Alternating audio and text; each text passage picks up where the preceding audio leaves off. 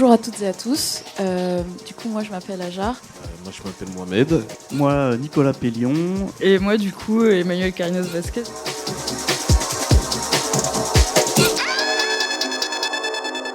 L'objectif de cette table ronde, c'est de s'interroger. J'aimerais bien qu'à la fin de cette table ronde, on comprenne comment on a parfois retiré au rap sa qualité d'expression artistique légitime, que ça a été organisé, qu'il y a eu justement plein de choses qui ont été mises en place pour justement que le rap ne soit pas perçu comme une forme d'art. En fait, aujourd'hui encore, l'État il continue à voir les acteurs du rap comme des porte-paroles sociaux. Et en fait, du coup, ça crée une pression. C'est une double violence à la fois sociale, politique.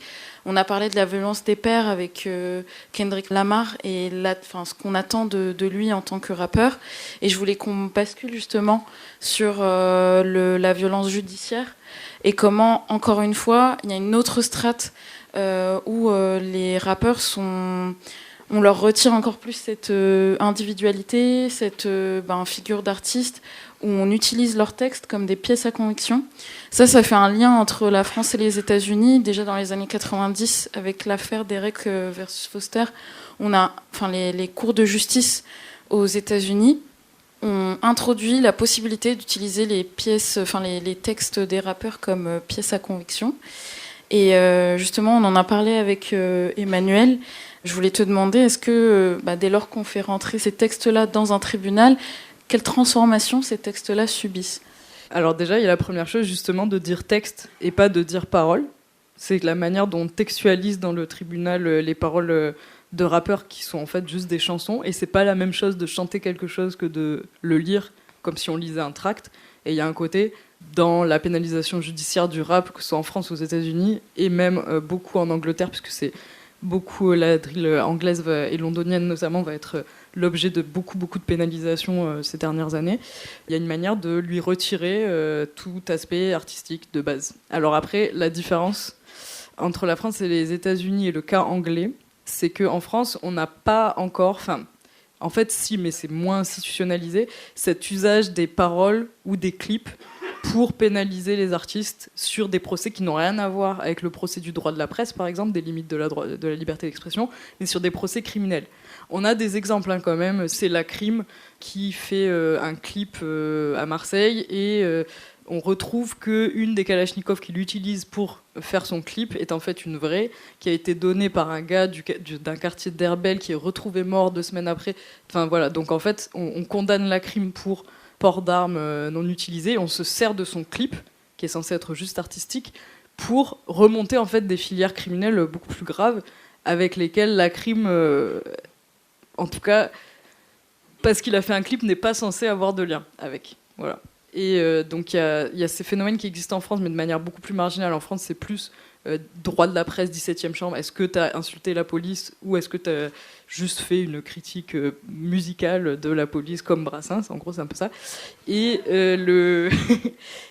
aux États-Unis et en Angleterre, notamment pour la drill, là par contre, c'est beaucoup plus compliqué. Et il y a des collectifs de chercheurs, de journalistes, de rappeurs qui leur mic aux États-Unis, il est vachement là-dessus, qui s'opposent, Jay-Z aussi, s'opposent à cet usage des paroles comme preuve dans les procès criminels. Aujourd'hui, le procès de Young Thug, c'est ça. C'est en partie ça. Il y a un usage de ces paroles. En gros, s'il dit I'm the biggest dope dealer in town, on va dire vous l'avez admis, c'est un aveu. Alors qu'en fait, il l'a dit dans une chanson. Donc, du coup, ça a des conséquences en termes de justice sociale énormes. Ça contribue à la surcarcéralisation des hommes noirs aux États-Unis comme en Angleterre. En France, le débat est un peu différent. C'est utilisé, mais c'est davantage côté droit de la presse. Là où aux États-Unis, le First Amendment est tellement fort qu'on peut dire à peu près ce qu'on veut, tant qu'il y a l'argument de la liberté d'expression. On a le droit d'avoir un tatouage de croix gammée sur le crâne, parce que c'est sa liberté d'expression aux États-Unis. Des choses comme ça. En France, la notion d'ordre public est quand même assez importante, et du coup, peut rivaliser avec la liberté d'expression, et c'est ce qui fait qu'il y a plein d'artistes de rap, notamment ceux qui font des chansons contre la police, en vrai, souvent, soit qui dénoncent le racisme, soit qui institutionnels, soit qui font des chansons contre la police, qui, eux, sont condamnés encore aujourd'hui pour ces raisons. Pour, en gros, liberté d'expression. enfin, entrave à la liberté d'expression. Ce qui est moins le cas aux États-Unis. Il y avait le procès To Live Crew pour des questions d'obscénité, des choses comme ça, mais c'est moins sur cette question de liberté d'expression que la pénalisation judiciaire va opérer aux États-Unis. Est-ce que justement le brouillage entre le rap et la fiction, il pourrait freiner le système judiciaire pour voir justement ces paroles comme des preuves à conviction? Est-ce que justement s'ils revendiquaient encore plus ce brouillage des frontières, du coup ils rendent le système judiciaire complètement zinzin et ils peuvent plus du tout les instrumentaliser? C'est ce que font tous les artistes, en tout cas. Tous, ils justifient artistiquement leurs paroles. Le gros procès aussi du droit de la presse, c'est Orelsan pour Sale pute et d'autres chansons. Sale pute, j'ai la haine, je rêve de te voir souffrir. J'ai la haine, je rêve de te voir souffrir, bébé. J'ai la haine, je rêve de te voir souffrir. J'ai la haine, je rêve de te voir souffrir, bébé.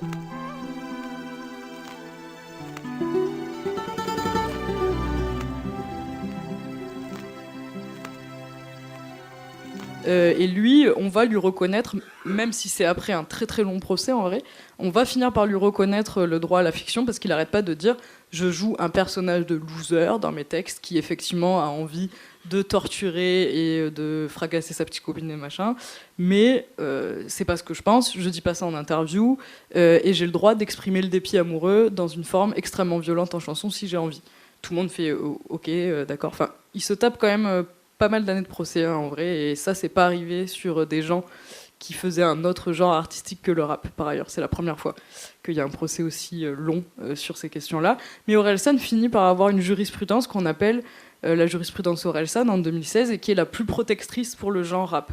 Parce que dedans on dit le genre rap est autorisé à un supplément de violence parce que c'est des débiles en gros qui le font. C'est un peu ça le contenu de la jurisprudence. Et sauf que cette jurisprudence, en 2017, pour un artiste qui s'appelle Joel Feno, pour une chanson qui s'appelle Bavure, qui dénonce les violences policières et qui insulte la police, effectivement, au passage, puisque la chanson s'ouvre sur Je pisse sur la justice et sur la merde du commissaire. Chacal, c'est triste, trop de nos frères sont partis à cause d'une bavure policière. Lui, il se fait condamner en première instance. En 2019, c'est Nick Conrad pour Pendez les Blancs. Pareil, lui, il joue à fond la carte fiction, justement. Le brouillage fictionnel est très logique chez lui, puisque dans son clip, c'est en fait une inversion de la scène inaugurale d'American History X. Je ne sais pas si vous l'avez vu, bon, la scène extrêmement violente de début, sauf que là, le bourreau est noir et la victime est blanche. Et il dit, voilà, c'est pour faire réaliser aux gens l'absurdité, l'horreur qu'est le racisme en chanson. Et pareil, première instance, Nick Conrad se fait condamner. Il est relaxé en appel, mais sur un vice de procédure. Pas du tout sur la base de la jurisprudence Orelsan. Donc en fait, la liberté d'expression qu'on autorise à Orelsan, pourquoi on ne l'autorise pas pour Joel Feno et Nick Conrad? Et donc moi, j'ai fait des observations de ces audiences pour essayer de comprendre pourquoi on ne l'autorisait pas à Joel Feno et Nick Conrad. Et ben c'est le racisme en fait. Et le racisme est le fait que Joel Feno et Nick Conrad revendiquent l'aspect politique de leurs chansons. Là où Orelsan dit non, moi c'est vraiment pas politique, c'est juste de la fiction, etc. Joel Feno dit non, c'est ok, c'est un personnage fictionnel que je mets en scène, ok, c'est pas une insulte au premier degré que je voulais faire à la police, mais par contre, oui, je veux dénoncer la police. Je veux vraiment parler des violences policières. Nick Conrad, pareil, il dit évidemment que je ne suis pas pour pendre les blancs et exterminer les enfants blancs dans les crèches, parce qu'il dit ça à un moment, évidemment, mais par contre, je suis pour dénoncer le racisme et le fait que vous êtes choqués quand je fais pendre les blancs, mais vous n'êtes pas choqués devant American History X. Enfin, voilà. Bon, si tout le monde est choqué devant American History X, c'est vrai, mais l'idée c'était de dire qu'il y a deux choses qui s'opposent à ça. C'est le racisme qu'on perçoit vraiment. Moi, je l'ai vraiment montré dans les interactions, dans les audiences, la manière dont l'avocat de la griffe, donc, qui s'oppose à Nick Conrad, refuse de l'appeler par son nom à l'état civil, parce qu'il est d'origine congolaise et que c'est, je cite, trop compliqué. Que Joel Feno, on va lui reprocher d'être en fait un délinquant. Il arrive en chemise au procès, on n'arrête pas de lui dire comment vous l'avez payé votre chemise et votre clip, c'est qui l'a financé. Et à la pause, il vient me voir, il me dit il voulait vraiment me faire dire que je bicrave, quoi, pour vraiment pas avoir à le considérer comme un artiste, mais plutôt comme un délinquant, et donc du coup dire la jurisprudence qui marchait bien pour l'Orelsan, qui c'est vrai a l'air tout mignon, c'est vrai qu'il va pas fracasser à main nue sa copine, c'est sûr et tout. Là, on se dit, lui, Lui, quand même, oui. Donc la réponse, elle est double. C'est sur leur positionnement politique et sur les interactions racistes, y compris au prétoire, quoi. Ce que tu es en train de dire, c'est que du coup, les perceptions et l'imaginaire collectif que justement ces acteurs qui jugent les rappeurs rentrent même dans le tribunal et les jugent à leur tour. C'est exactement ça. C'est vraiment, on le voit, hein, c'est pas une application stricte de la jurisprudence, parce que sinon, entre Sniper en 2005 et en 2016 Orelsan, on devrait relaxer Joel Feno ou Nick Conrad. Pourquoi on ne les relaxe pas ? C'est vraiment parce qu'il y a ces représentations qui viennent où on les voit comme des personnes, et ça c'est typique de la caractérisation des jeunes hommes noirs en France et aux États-Unis, c'est de les voir comme des gens potentiellement dangereux et pas des victimes d'injustice. Donc si en plus ils insultent la police dans leurs chansons, bah là c'est sûr qu'on va le faire. Et c'est particulièrement prégnant pour la police, c'est le plus dur. En vrai, Nick Conrad a été relaxé quand même si c'est sur un vice de procédure. Il y a Zep qui insulte aussi les Blancs et eux, ils se sont fait relaxer également. La police, c'est vraiment très très compliqué. Très très très très compliqué de mettre des choses qui insultent la police. Même dans les interactions, je voyais, c'est con, mais dans un tribunal, qui surveille le procès ? En fait, c'est des policiers. Et il y a des moments, je voyais les policiers réagir, le regarder, souffler, rire quand il disait non, mais quand je dis la pute de prog, je veux dire méchant. Voilà, dans sa chanson. Je les voyais triturer leur matraque, genre comme si ça les démangeait un peu. C'est pas un cliché, hein, c'est vraiment des choses que j'ai observées dans la salle d'audience. Et il y a un moment, on se dit oui. En même temps, voilà, il faut se rappeler un truc, c'est que quand la police est partie civile d'une manière ou d'une autre, elle est un peu et juge et partie, puisqu'elle est garante du bon déroulement du procès, en fait, quelque part. Je pars un peu loin, mais c'est un peu l'idée. C'est une idée qui est développée notamment par l'anthropologue bien gauchiste David Graeber, qui est décédé il n'y a pas longtemps. Voilà. Est-ce que, du coup, là, c'est une question pour vous trois, en faisant rentrer le tribunal, en choisissant de voir les paroles des rappeurs et des rappeuses comme... en général, c'est des rappeurs. Oui, il y a un seul de procès, mais qui n'a pas encore eu lieu. C'était une rappeuse qui s'appelle Billy Bollock qui a traité Gérald Darmanin de gros porc, je crois. Hey Darmanin, check bien ton reflet dans les flaques de piste de ta vie de chien. Plus ce monde t'a échoué par le trou de balle. T'es qu'un frotteur de bus, un pointeur de plus. On te fera glisser le ton factus sec dans les amygdales. Le feu dans les bleus, les yeux dans les yeux. S'il pleut des trottinettes, c'est parce que la rue rejette le non-lieu, la banlieue au milieu. No go zone commando, rate des villes et radicaux. El Pueblo Unido déboulonne le comico.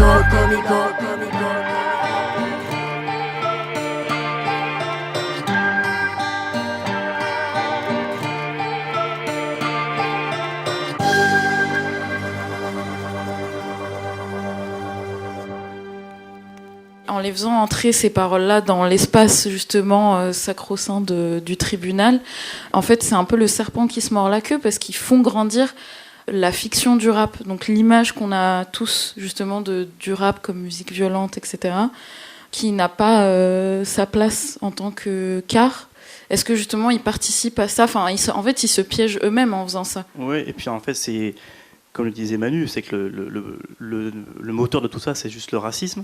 Si on compare quelques rappeurs noirs et quelques rappeurs blancs qui sont pourtant équivalents dans leur style, des rappeurs comme Gucci Mane, dont on a parlé, ou Chief Keef, par exemple, on va refuser complètement l'idée qu'ils puissent être des artistes, que leur création, c'est quelque chose d'imaginaire, etc., etc.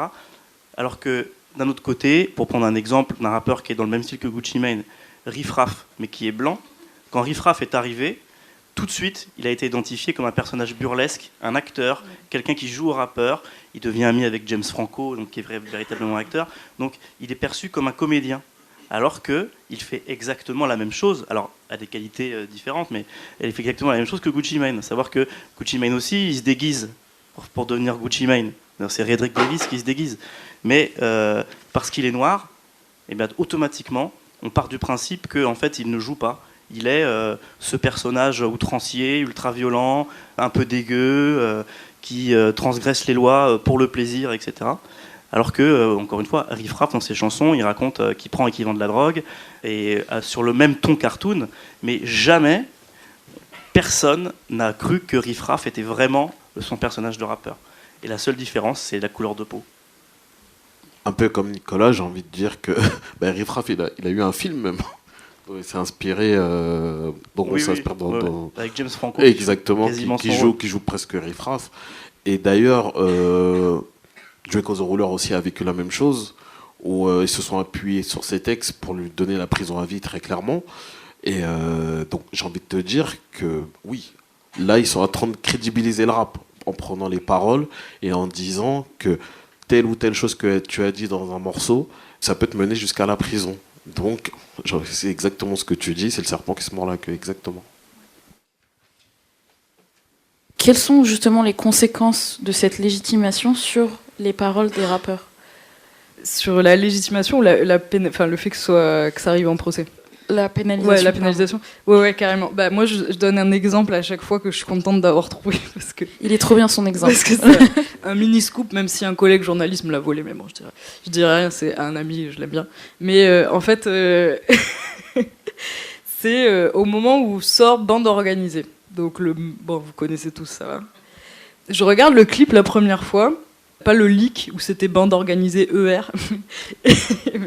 mais le vrai, donc le clip la première fois qu'il passe. Et il y a une scène, effectivement, où à un moment on voit, au moment du couplet de Sosomanes, où il dit je suis pisté par la banale, donc la voiture de keuf banalisée, des jeunes qui jettent des cailloux sur une voiture de police. Pas banalisée pour le coup, c'est vraiment police et tout écrit en gros. Et bon, qu'est-ce qui se passe vu que la chanson fait des millions de vues, qu'elle est, voilà, elle a une dimension populaire qui dépasse largement même ce qu'attendaient les auteurs de la chanson. Alliance, syndicat de police, dit comment ça, regardez dans cette chanson que tous nos concitoyens voient, il y a un appel inadmissible à la violence envers les forces de l'ordre et compagnie. Qu'est-ce qui se passe vu que c'est Alliance? C'est pas comme les vieilles féministes d'Orelsan, là pour le coup. Le ministère de l'Intérieur les écoute et le préfet, même avant, le préfet menace de faire une enquête et tout ça. Et ça reste très flou, c'est pas du tout public, il y a très peu d'articles sur le sujet. Et en fait, j'arrive à voir...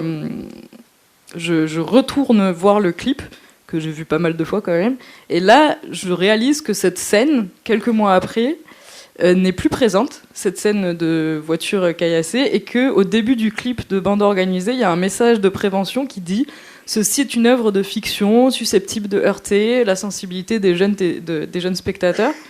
Effectivement, c'est vrai qu'il y a des enfants de 7 ans qui écoutent Bande organisée, ça passe même dans les kermesses des écoles, enfin voilà. Et je me dis, mais qu'est-ce qui s'est passé, du coup, pour que ça change ? J'arrive à appeler donc quelqu'un que je connais, qui travaille pour la maison de disques qui distribue Jul. Et en fait, qu'est-ce qui s'est passé ? C'est qu'il y a eu cette menace de procès. Les avocats de Jul ont dit, bon, écoutez, vu le tube que c'est, il faut vraiment que... voilà, on se la fasse pas retirer ou qu'on se tape pas un procès, parce que sinon on perd beaucoup d'argent, en fait, beaucoup de vues, beaucoup d'argent. Et donc du coup, ils acceptent, sous la forme d'un arrangement comme ça entre eux, qui est pas public, de changer le fichier original du clip et de mettre une version du clip où il n'y a pas cette scène où il y a le caillassage des forces de l'ordre. Et il y a ce rajout de la pancarte. Il y a eu un phénomène un peu similaire pour Fuck le 17 de 13 blocs et tout. Et donc en fait, voilà, qu'est-ce qui se passe ? C'est juste cette pénalisation a des conséquences, notamment économiques, mais aussi en termes sur la forme de l'œuvre. Et qu'est-ce qui se passe ? Au lieu que le clip de Sosomanes ait cette dimension qu'on pourrait qualifier d'un peu subversive, où il y a ce caillassage des forces de l'ordre, très typique de le vécu des jeunes dans le quartier populaire, des choses comme ça, à la place, on a une focalisation sur son gimmick Zumba Café, et on a des danseuses habillées comme dans le carnaval brésilien qui dansent un peu plus longtemps. Elles étaient déjà dans le premier clip, mais là, du coup, la scène dure un peu plus longtemps. Ça fait Zumba Café au carnaval, je suis dans le 4x4 TNT, pisté par la banale. Donc voilà, très, très symbolique de la manière dont, très concrètement, cette menace de pénalisation pèse sur la forme des œuvres, en fait. Et je disais sur Fuck le 17, il y a un phénomène un peu similaire. Et elle le transforme en fiction, du coup, parce que du coup, ils ont été obligés de mettre ce petit message au début. Suraccentuer le côté fictionnel. C'est vraiment le serpent qui se mord la queue, parce qu'on reproche la fiction et on impose la fiction parfois, en fait, au goût de... Et sur le serpent qui se mord la queue, en même temps, il y a des artistes qui vont jouer de ça pour se mettre en scène dans la forme de leurs œuvres comme potentielles victimes de censure. Frisk Corleone n'arrête pas de faire ça, en fait, de biper les moments où il sait que ça peut poser problème pour dire « Regardez comment je suis en fait un peu censuré et tout ». Il a raison en plus, pour le coup. Ou Là, on est à un stade vraiment incroyable sur le dernier son qu'il a sorti, le dernier featuring qu'il a sorti avec un rappeur allemand, où il fait résonner, en fait, et c'est à l'auditeur de capter la rime qui va suivre. Donc il dit, je sais pas, j'arrive Burberry comme un grand-père anglais, j'arrive à fond comme un camion qui bombarde sur... Et tout le monde comprend que c'est la promenade des Anglais en référence à l'attentat terroriste, mais sauf qu'en fait, il le prononce pas. Mentalité allemande. Et sur Luciano, le seul rap que je respecte c'est Luciano. New York comme petit Luciano. Outil depuis les années 90. France comme si j'ai fumé 90. À 200 sur une route à 90. J'arrive coréen comme un A90. En défense, je suis calé douter l'anglais. Burberry comme un grand-père anglais. J'arrive dans le rap comme un camion qui bombarde à fond sur la...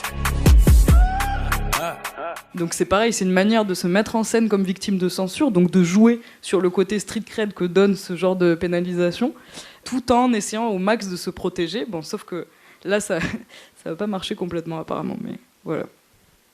Merci Emmanuel. On arrive à la fin de cette table ronde. Je voulais vous remercier, à moins que vous ayez un dernier mot ou quelque chose comme ça. Je voulais vous remercier pour vos interventions et justement ce scoop qu'on a eu avec Jules.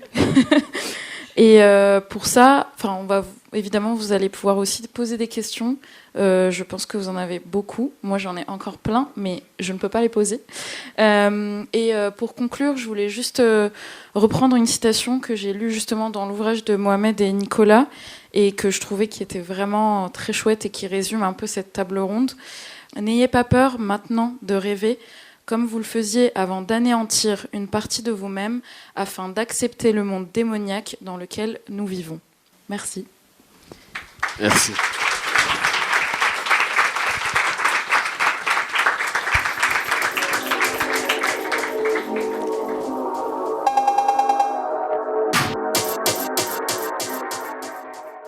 Bonjour, merci pour l'échange. J'ai une question vis-à-vis de l'accueil du public par rapport à la violence qui donc est mise en scène dans le récit de soi, dans les textes, dans le choix des images, dans l'intensité en live ou dans les prods. Est-ce que vous pensez que pour le public, c'est une violence qui est accueillie pour faire la catharsis ou plus pour une dimension d'encadrement qui, dans ce cas-là, peut-être renforcera encore une violence encore plus symbolique ?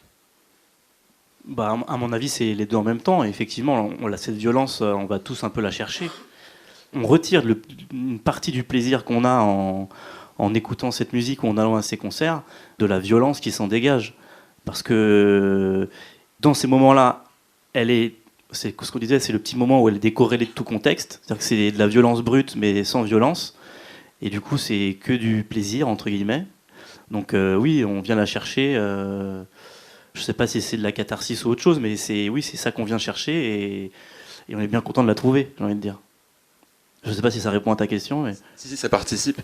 Et j'avais une deuxième question, bilan, comme vous avez fait donc, l'observation de 10 ans de rap. Est-ce que vous voyez qu'il y a des choses qui ont émergé, des nouveautés, des choses qui se sont répétées ?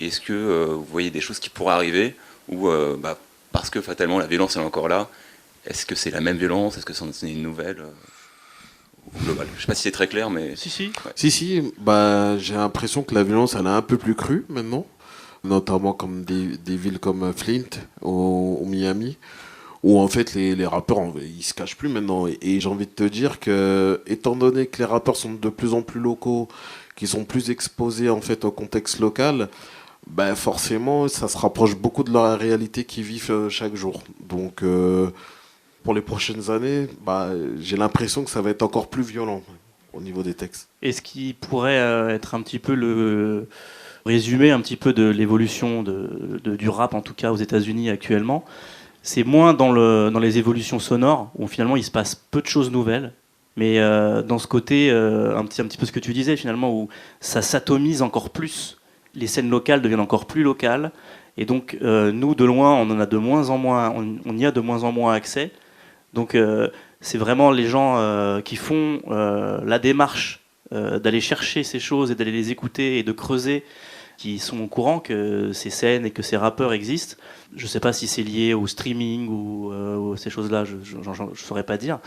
Mais j'ai l'impression qu'aujourd'hui, il y a vraiment une sorte de monopole de quelques gros artistes qui sont tabassés sur ces plateformes de streaming et que le grand public, ou même le public entre les deux, middle ground, je ne sais pas si ça se dit, mais écoute et connaît, et que tout ce qui est l'underground américain, en fait, il y a eu une époque, on va dire, entre 2005 et 2015, où Internet les aidait à émerger et à être quand même à avoir des publics assez vastes.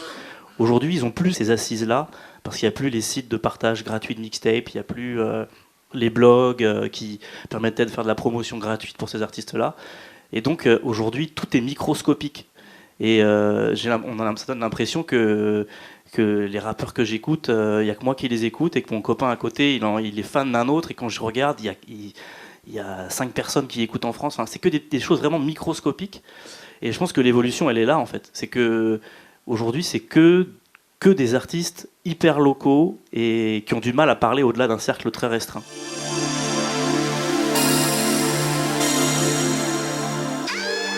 Emmanuel, vous avez parlé du rappeur qui n'a pas eu de peine. Enfin, j'ai oublié le nom, mais vous avez comparé Orelsan avec l'autre rappeur qui a insulté la police, en gros, et qui n'a pas eu de peine, ça n'a pas abouti. Enfin non, ça a abouti à des peines pour le mec qui insultait la police, mais pas pour Orelsan.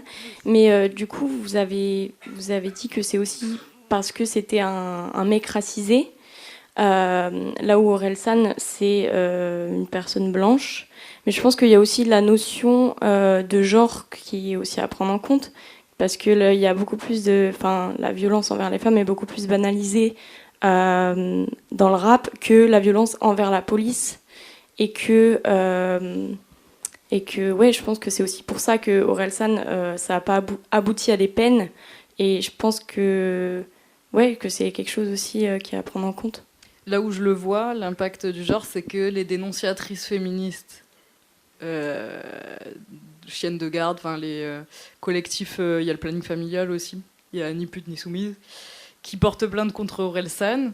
Elles, au lieu, comme c'est le cas habituellement pour les procès sur la police ou sur des chansons qui seraient un peu trop critiques de la France, par exemple, en général, elles sont relayées dans l'arène parlementaire, au moins. Il y a des députés qui arrivent et qui disent oui, il y a ce syndicat de police qui a dit que ce rappeur disait n'importe quoi, donc au moins ils interpellent le ministère de l'Intérieur. Le ministère de l'Intérieur, très souvent, se porte partie civile dans ces procès, donc du coup, ça donne à ces procès une dimension quand même un peu plus importante.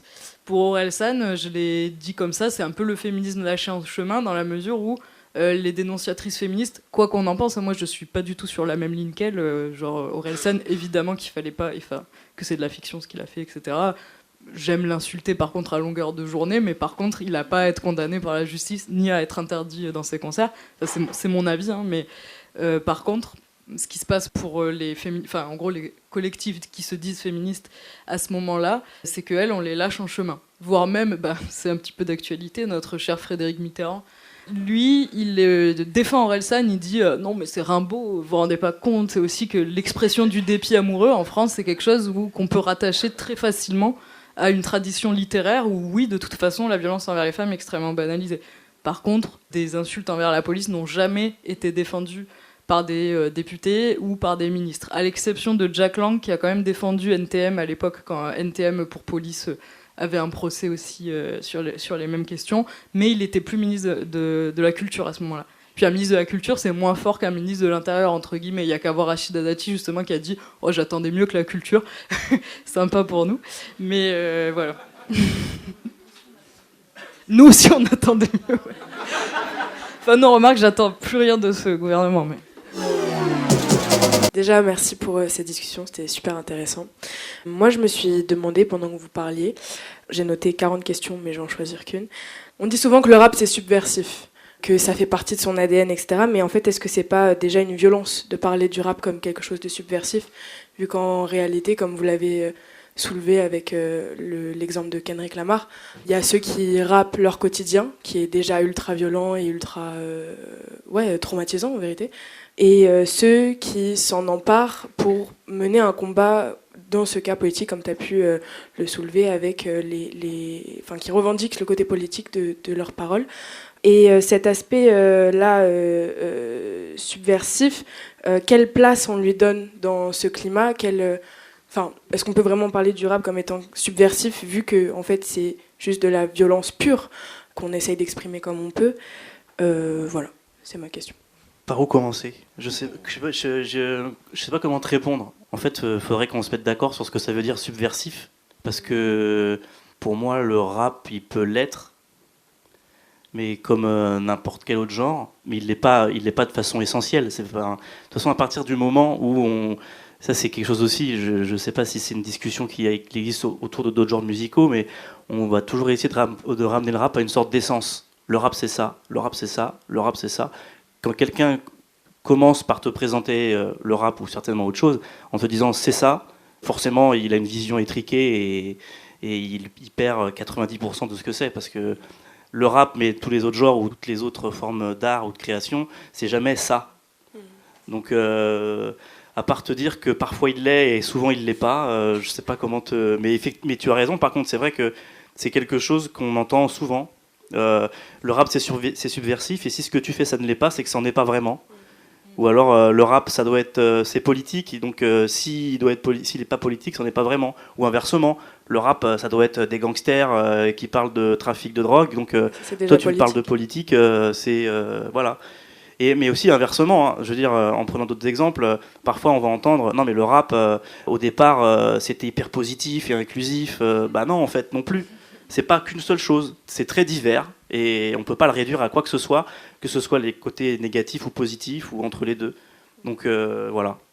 En sociologie, on a un principe sur ça, c'est de dire, de laisser la parole aux acteurs sur la définition et de dire en fait le rap c'est ce que les rappeurs en font.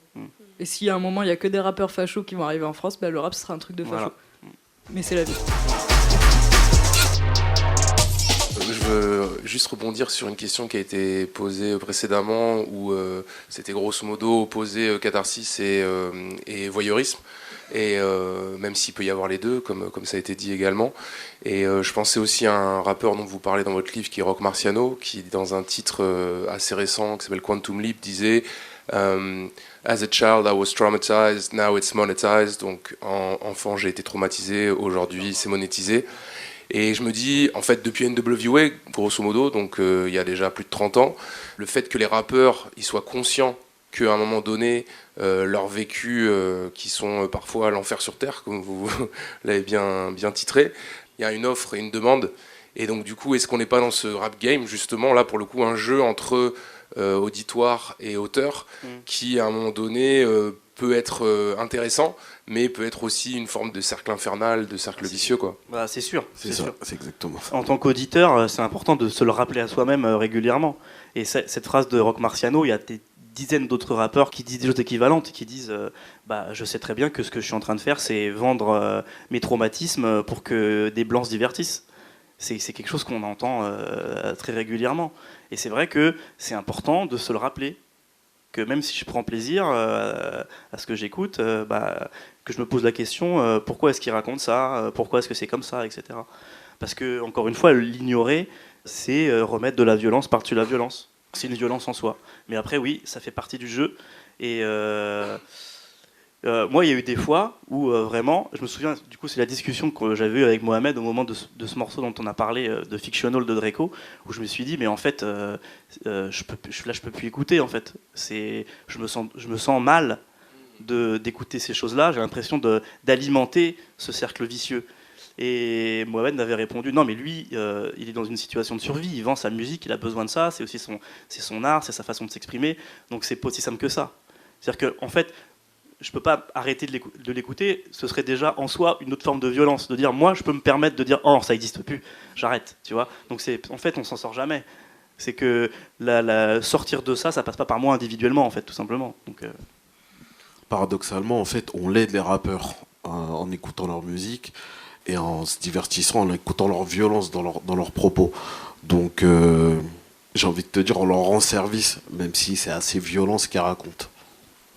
Et ce qui est intéressant aussi, c'est la manière dont, et le livre revient quand même sur ça, c'est la manière dont les rappeurs sont au courant de cette tension, et du coup le mettent en scène dans leur musique. Et la phase là que tu viens de citer est un exemple, mais ça arrive même, cette comparaison par exemple que PNL aussi en France a mis vachement au goût du jour entre la continuité entre vendre ses sentiments et vendre de la drogue à un moment. Vendre son intériorité, déjà, c'est pas qu'une spécificité du rap. Pour le coup, il y a d'autres artistes qui se posent cette question-là. Le rap, bon, il y a des enjeux sociaux un peu plus importants, mais c'est intéressant de voir aussi comment ça transparaît dans les œuvres. Et de plus en plus, je trouve que la réponse à ces questions, elle est dans l'analyse de la musique elle-même.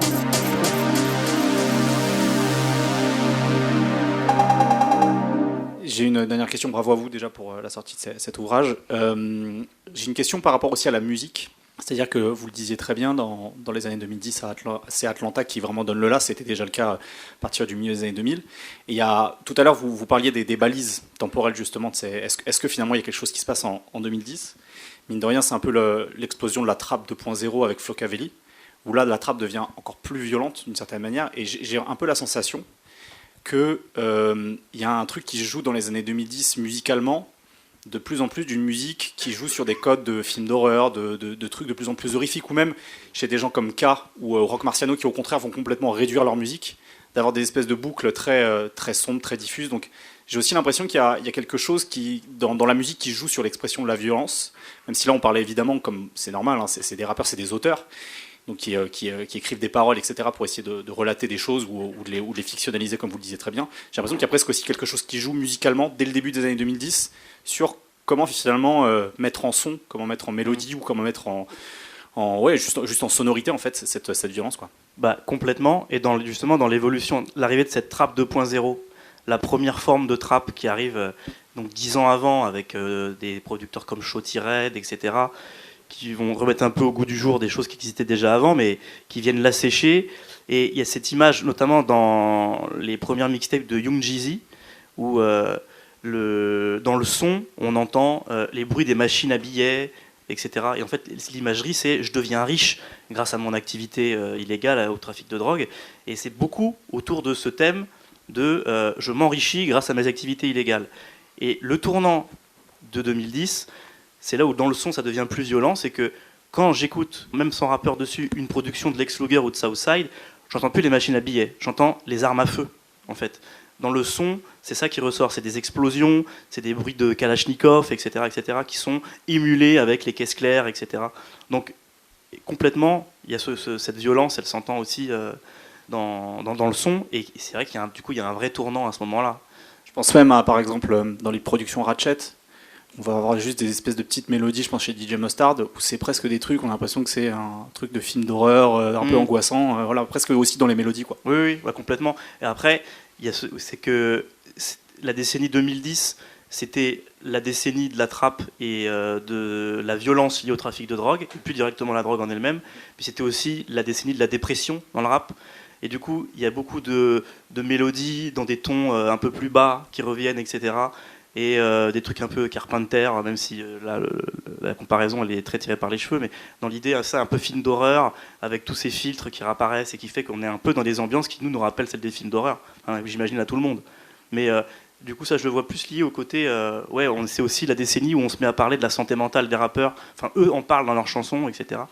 Mais oui c'est une vraie transformation, c'est vrai, et qui nous relie au film d'horreur complètement. Pour faire la pub de votre livre, moi, mon passage préféré, c'est le Chicago. Je trouve en plus ça arrive au milieu un peu du livre. C'est vraiment une montée de ouf. Mais sur cette question-là, sur comment les sonorités expriment la violence sans être réduits à ce truc un peu de c'est juste un précipité de leur vécu et de leur environnement, mais c'est aussi un travail musical. C'est le passage sur Chief Keef qui est vraiment genre exemplaire, je trouve, sur ce que peut être de la vraie critique musicale qui reste sur la musique. Donc on parle du son, c'est page 120-121, j'ai noté, vraiment, allez lire, c'est vraiment exemplaire sur ça, de comment dire, bah oui, ça exprime d'un point de vue sonore, le côté brut du mixage, des trucs comme ça, mais on peut pas réduire ça non plus juste au précipité environnemental dans lequel il vit. C'est brutal, mais c'est pas de l'art brut. Ils ont une vraie culture, en fait. Donc ils étudient les artistes qui étaient là avant eux, ils les écoutent, ils les connaissent. Et il y a un rapport, ça c'est dans la culture américaine au sens large, à la musique, qui est très différent de celui qu'on a chez nous. Nous, on va être plus dans la littérature. Un enfant de 5 ans aux États-Unis, s'il dit à ses parents qu'il veut être musicien, on l'applaudit. Au même titre qu'ici, on dirait je veux être boulanger. Alors qu'en France, on dit je veux être musicien, nos parents ils font attends, passe ton bac d'abord. Voilà, ils ont vraiment ce rapport à la musique qui est très différent, et du coup, c'est une vraie culture importante. Et donc, même si ça a l'air brutal, ça a l'air instinctif, etc., ça l'est jamais complètement. Ils connaissent la musique, et donc les choix qu'ils font, ils sont quasiment toujours réfléchi, y compris dans ce cas extrême de Chief Keef, où quand on l'écoute ici, on se dit waouh, le mec il tape sur des pianos au hasard et il pousse des hurlements. Non, c'est vraiment, tout est réfléchi, et dans sa tête il y a des références à des choses qu'il a écoutées avant, etc. Même si on prend en compte par exemple UGK, qui en 94 appelle un grand pianiste de blues pour jouer un solo en fait sur leur morceau. Tout est lié en fait dans l'histoire des rappeurs. Où très souvent, même quand on prend en compte les samples funk ou jazz, tout est lié par rapport aux générations en fait. C'était la dernière question. Merci beaucoup donc pour votre attention et pour vos questions qui sont toutes hyper pertinentes et qui enrichissent cette table ronde. Merci à Emmanuel, Nicolas et Mohamed pour cette super table ronde, et je vous invite vivement à lire le livre. Je le répète, il est, comme tu dis, c'est exemplaire sur tout plein d'aspects. Moi, je dirais même que c'est quelque chose que j'ai jamais vu ou lu. Donc vraiment, je vous invite vivement à découvrir cette pépite. Merci beaucoup.